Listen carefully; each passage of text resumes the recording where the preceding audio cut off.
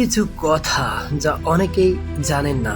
Diploma in nursing science and midwifery এই কোর্সে আমরা যারা পড়ছি তারা জানি আমাদের রক্ত ঘাম ঝরানো কষ্টের মূল্য আসলে কতটা।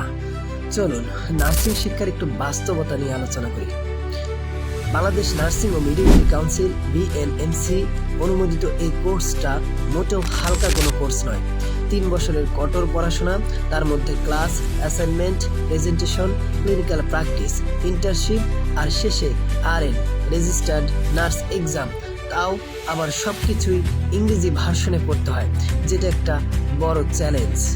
এই কোর্স শেষ করার পর আমরা সরাসরি দেশের স্বাস্থ্য ব্যবস্থার মূল অংশে যুক্ত হই, মানুষের সেবা করি, প্রাণ বাঁচাই। তাহলে প্রশ্ন থেকেই যায়, এই কোর্স যদি শুধুই ইন্টারমিডিয়েট সমমান হয় তাহলে এই দীর্ঘ 3 বছরের পরিশ্রমের মর্যাদা আসলে কোথায়? আর এই কারণেই আমরা নার্সিং শিক্ষার্থীরা আন্দোলনে নেমেছি।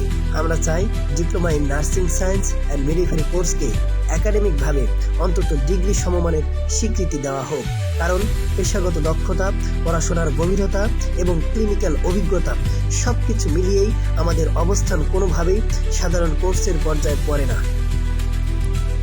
আমি আপনাদের কাছে একটা গুরুত্বপূর্ণ প্রশ্ন রাখতে চাই।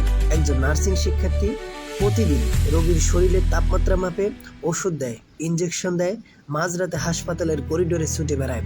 তার একটাই উদ্দেশ্য, রোগীর সেবা, মানুষের জীবন বাঁচানো। এই মানুষটাকে আপনি শুধু একটি কোর্স সম্পন্নকারী হিসেবে দেখবেন, সেই ইন্টারমিডিয়েট সমমান দিবেন? তাহলে কি আমাদের 3 বছরের শ্রম, দক্ষতা আর ত্যাগের কোনো মূল্য নেই? আমি জানতে চাই, এই বাস্তবতায় দাঁড়িয়ে আমাদের দাবি, আমাদের এই আন্দোলন কি অযৌক্তিক? আমরা পড়েছি, পরিশ্রম করেছি, এখন চাই ন্যায্য স্বীকৃতি। আমাদের কথা শুনুন, আমাদের মর্যাদা ফিরিয়ে দিন। জয় হোক জ্ঞানের, জয় হোক নার্সের মর্যাদার।